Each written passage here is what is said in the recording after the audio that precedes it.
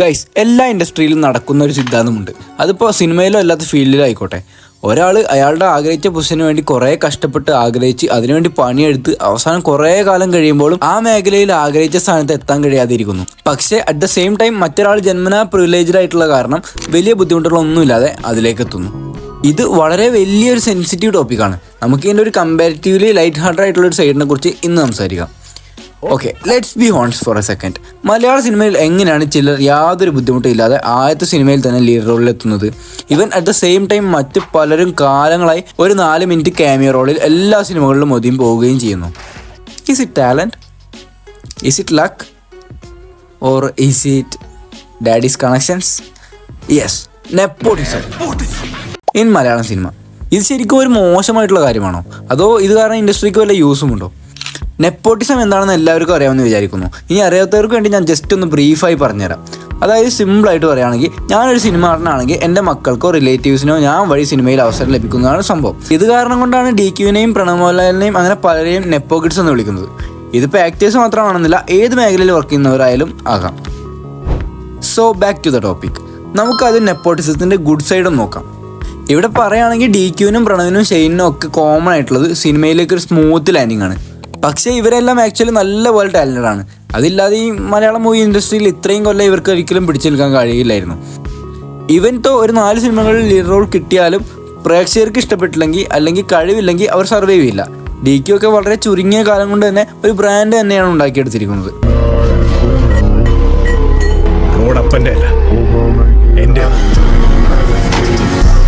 പിന്നെ മറ്റൊരു കാര്യം, സിനിമയുടെ ചുറ്റുപാടിൽ വളർന്നു വലുതാകുമ്പോൾ അവർക്കൊരു നല്ല സ്റ്റാർട്ട് തന്നെ കിട്ടും. കാരണം അവർക്ക് മനസ്സിലായിട്ടുണ്ട് എങ്ങനെയാണ് ഒരു സിനിമ സെറ്റ് വർക്ക് ചെയ്യുന്നത്. ഫെയിം, പ്രഷർ, സ്റ്റാർഡം ഇതൊക്കെയാണ് എങ്ങനെ ഹാൻഡിൽ ചെയ്യണം. അതൊക്കെ അവർ കണ്ട് എക്സ്പീരിയൻസ് ചെയ്തതാണ്. അതവർക്ക് മറ്റുള്ളവരേക്കാൾ കാര്യങ്ങൾ നന്നായിട്ടൊന്ന് ഡീൽ ചെയ്യാൻ ഹെൽപ്ഫുള്ളാണ്.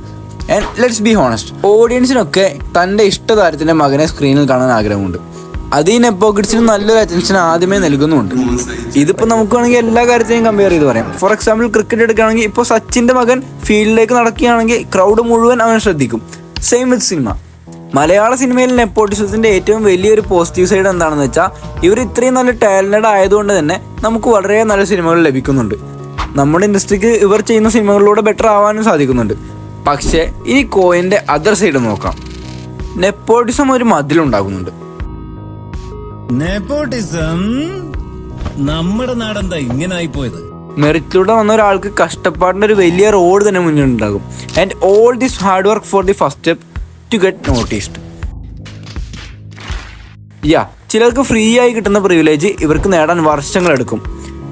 The world is so unfair എല്ലാ കാര്യത്തിലും. ഇതിൽ ഏറ്റവും വേഴ്സ്റ്റ് പാർട്ട് എന്താണെന്ന് വെച്ചാൽ, ഒരു സ്റ്റാർ കിഡിൻ്റെ മൂവി ഫ്ലോപ്പ് ആയാൽ അവർക്ക് അടുത്ത സിനിമയ്ക്ക് ചാൻസ് ഉറപ്പായും കിട്ടും. ഒന്നല്ല, ഒരു 10 കിട്ടിയാലും മേ ബി കിട്ടും. പക്ഷേ ഒരു ഔട്ട്സൈഡർക്ക് ആഫ്റ്റർ ഓൾ ദി സ്ട്രഗിൾ ഒരു ലീഡ് റോൾ കിട്ടി ആ സിനിമ ഫ്ലോപ്പ് ആയാൽ ആ ഒറ്റ ഫ്ലോപ്പിൽ അവർ മാഞ്ഞു പോകും. Because I am an outsider.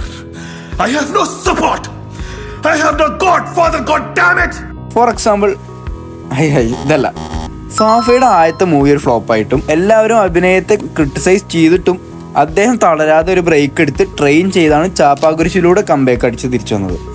But ഇവിടെ നമ്മൾ ശ്രദ്ധിക്കേണ്ട കാര്യം എന്താണെന്ന് വെച്ചാൽ, 2002 ശേഷം 2011 ചാപ്പാകുരിശ് ചെയ്യുമ്പോഴും അദ്ദേഹത്തിന് അവസരങ്ങൾ ലഭിക്കുന്നുണ്ടായിരുന്നു. ഒരു ഫ്ലോപ്പ് സിനിമയ്ക്ക് ശേഷമുള്ള ഇത്രയും വർഷത്തെ ബ്രേക്കിന് ശേഷം പോലും. ഓൾസോ സാധാരണ ചില ഇൻഡസ്ട്രികൾ സംഭവിക്കാറുള്ളൊരു ട്രെൻഡാണ് സെയിം ഒരു സ്റ്റാർ കിഡിനെ വെച്ച് റിപ്പീറ്റഡ് ആയിട്ടുള്ള റോളുകൾ പിന്നെയും ചെയ്യിപ്പിച്ച് ഹിറ്റടിക്കുക.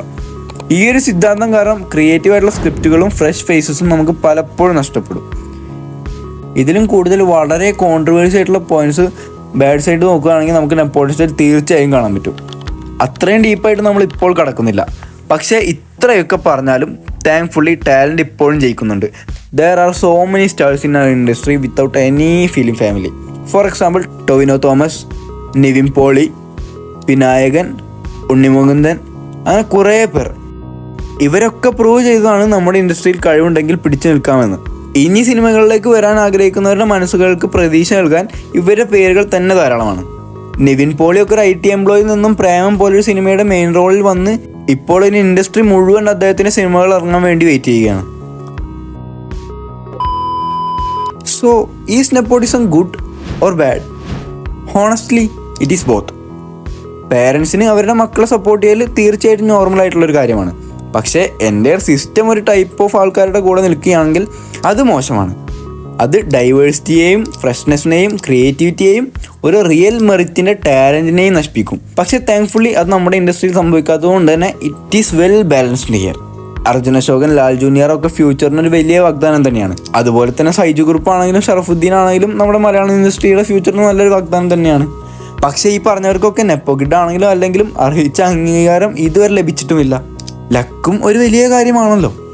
At the end of the day Malayalam cinema is for everyone. നിങ്ങൾക്കൊരാളുടെ കഴിവ് കൊണ്ട് ഇഷ്ടപ്പെട്ടെങ്കിൽ അവരെ സപ്പോർട്ട് ചെയ്യുക.